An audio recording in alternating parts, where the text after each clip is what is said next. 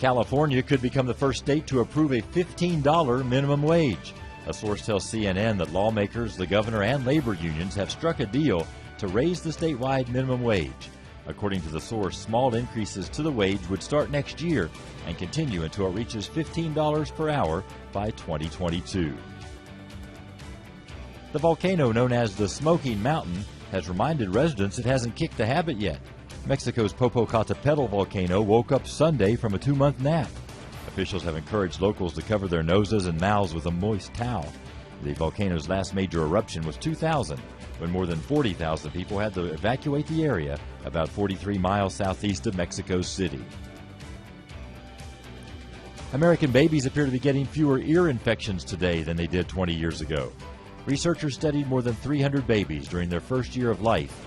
By the time they turned 1 year old, 46% had been diagnosed with a middle ear infection.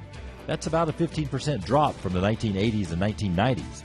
Experts say the credit likely goes to certain childhood vaccines, rising rates of breastfeeding, and the drop in smoking rates. Speaking of kids, usually they're the ones allowed to play in those awesome ball pits, but this one's just for adults. A nonprofit turned a San Francisco bar into the biggest ball pit the city's ever seen.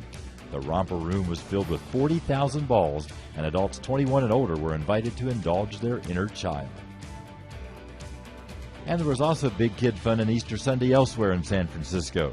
Men and women took part in the 16th annual Bring Your Own Big Wheel race. Although the big wheel tricycle is the preferred ride, organizers say anything with wheels is allowed. There you go, 5 things to know before you go to bed.